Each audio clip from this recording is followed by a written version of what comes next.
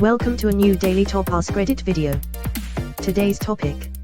What is a fact that you only recently learned, but should have known for ages? In Super Mario Bros. On the NES, you can continue where you lost your last life by pressing A+ start on the main screen. My 9-year-old son showed me this a few months back. He didn't really understand why I couldn't say anything for 15 minutes. While I contemplated my entire childhood LMAO, I'm going to pretend I didn't see that, so I'm not fucking pissed at myself for all the difficult moments I had to replay over and over and over. No, I do not want to know this now. 0.30 years too late. That's fine. It's fine. No, really, it's all fine. I mean, I never beat the game or anything, and it certainly hasn't haunted me all these years. Human skin doesn't have the ability to sense water. We can only tell that something is wet because of temperature or wind. But we don't have the proper receptors for water itself. That's why sensory deprivation tanks with room temperature or barely warm water work so well. And why you can't tell if clothing left out to dry is damp or if it's just cold. When I read that somewhere, it was a huge mindfuck. Now I think about it constantly.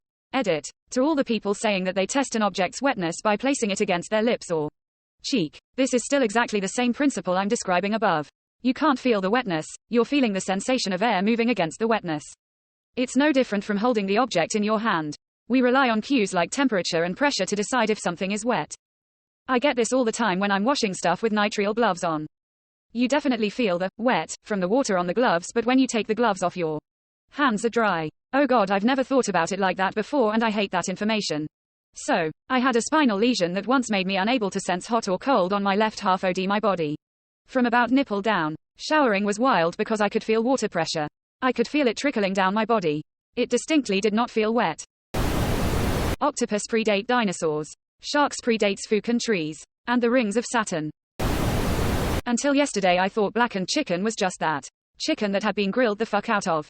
Turns out it's a delicious blend of spices. Welcome to Flavor Town. Smoked paprika, 3 tablespoons. Onion powder, 2 teaspoons. Sea salt, 1.5 teaspoons. Garlic powder, 1 teaspoon. Ground black pepper, 1 teaspoon. Dried thyme, 1 teaspoon. Dried oregano, 1 teaspoon. Cayenne pepper, 1 teaspoon. Pat dry with a paper towel first. Sprinkle on one side. Let it sit for 20-ish minutes until it looks wet. Then flip and repeat. Grill on medium heat, approximately 325, until it looks cooked on the sides, then flip.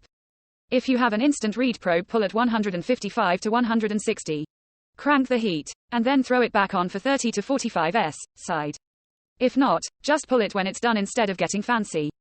The measurements in that recipe make enough seasoning enough for a few cooks. Adjust cayenne pepper to taste. Please don't toss your chicken in the container because raw chicken is vile. Bonus points for marinading the chicken breasts in pickle juice for an hour or so before seasoning. Edit. Also goes great on a skirt steak for a steak salad with 50-50 spring, spinach, candied pecans, feta, goat, blue cheese. Pick one. And apple or pear slices with Brianna's honey mustard dressing. Piggybacking this comment to emphasize a couple of the essential pro tips. Seriously, pat your meat dry. That's one of the most important things you can do to make the outside crispy. And also, invest in goddamn a meat thermometer. It will change your life. The progression from undercooked to succulent AF to dry happens insanely quickly with chicken breast in particular. Cooking it until it reads 160 F in the center. 5 degrees short of cooked, it will continue to heat up for a few minutes after you remove it from the heat. Will give you perfect chicken every time. There are people who do not have an internal monologue. I was like, WTF. These people I envy so much. Mine never shuts up. Like ever. Even when I'm trying to just meditate, I have a voice in the back of my head going, yeah, that's a whole lot of nothing. Keep thinking about absolutely nothing. Nothing is nothing. What is nothing? There's always something. What is something without nothing? What is nothing without something? Is it still considered an empty thought when your thoughts think about empty? I wish I could just have literal silence in my head sometimes. Maybe when I'm dead I can get peace from myself. Meditation is not about getting those voices to shut up. It's about being aware but not giving them attention. Imagine it like sitting in a forest and the birds above your head won't shut up. You'll never be able to make them go silent. But if you want peace, you can choose and train yourself to not listen. In my experience, being aware but choosing not to listen, e.g. by just focusing on your breath, makes the difference. Don't beat yourself up if a thought comes rumbling through. Accept it is there and let it pass away. You'll be alright. Oxen are just employed cows, not a whole separate species of bovine. Cow equals female, bull equals male, ox equals castrated male. Edit. Those are the final forms. Cow equals female who has given birth technically. In a similar vein, a reindeer is just a domesticated caribou. Huh. That the filter in the dishwasher should be cleaned out monthly. Not my original schedule, which was never. There's a filter. Most dishwashers have a washable filter. Mine is in the bottom.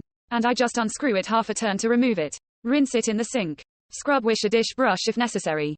Put it back in.